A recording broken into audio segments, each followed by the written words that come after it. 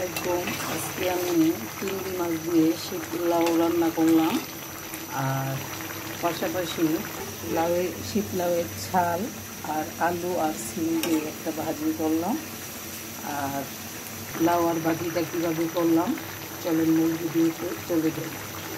আসসালামু আলাইকুম, শুভ সকাল। আজকে আমি স্বাদের লাউ মানে শীত লাউটা রান্না করব। শীত লাউ কিন্তু সাধারণত 12 মাসই পাওয়া যায়, কিন্তু শীতকালে শীত লাউয়ের মজাটা বেশি পাওয়া যায়। আর সাথে সাথে সস পাতা তো লাউয়ে দিলে লাউটার টেস্ট অনেক বেড়ে যায়। আর আজকে আমি লাউটা চিংড়ি মাছ দিয়ে রান্না করব, আর পাশাপাশি অনেক কচি লাউ ছালটা আমি সিম আলু দিয়ে ভাজি করব। তাহলে সাথে থাকেন, আমি লাউটা কেটে নিই। লাউ আর লাউয়ের ছাল ভাজিটার জন্য দুই চুলাতে বসিয়ে দিলাম। মশলাটা আমি কষিয়ে নিচ্ছি।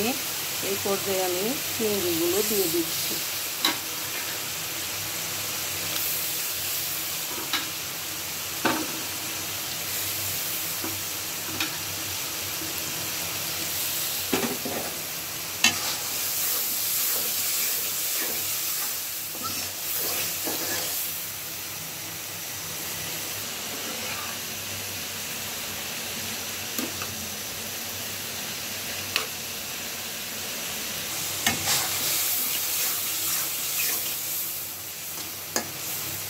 চিংড়িগুলো কষানো হয়ে গেছে, এই পর্যায়ে আমি লাউগুলো দিয়ে দিচ্ছি।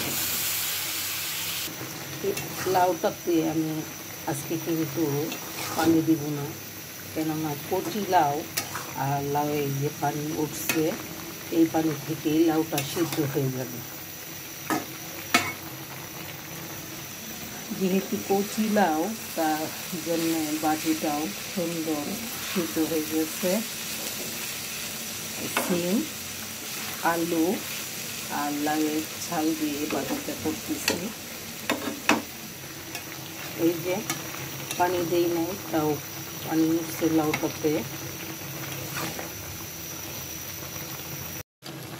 লাউটা আমার হয়ে যাওয়ার পথে, লাউটা সিদ্ধ হয়ে গেছে। এই পর্যায়ে আমি সস পাতা বা ধনিয়া পাতা যে যেটাই বলে দিয়ে দিচ্ছি।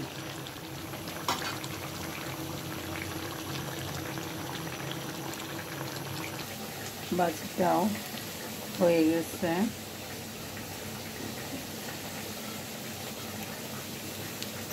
লাউটা আমার হয়ে গেছে, পাশাপাশি ভাজিটাও হয়ে গেছে। আপনারা ভিডিওটা ভালো লাগলে লাইক কমেন্ট করবেন, আর যদি ভালো না লাগে তাও কমেন্টে জানাবেন। ধন্যবাদ।